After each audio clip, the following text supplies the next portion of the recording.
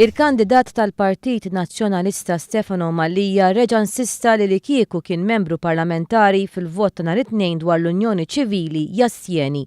Malija għal dan meta kien qiegħed jieħu sehem fil-programm Realtà fuq TVM2.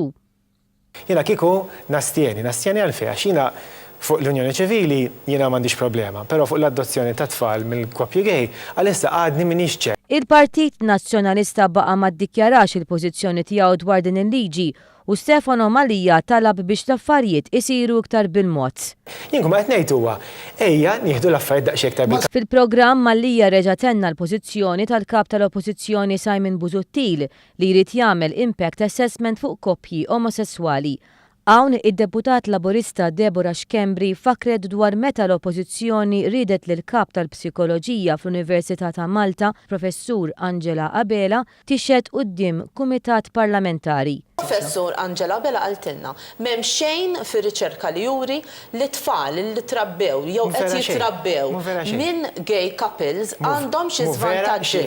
Għaltilna mhux vera, għaltilna illi saħansitra hemm studji li juru illi f'ċertu instances imorru aħjar.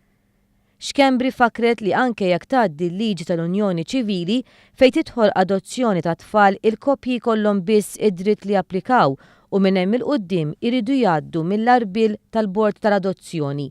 Dan għaliex l-adozzjoni mhix awtomatika.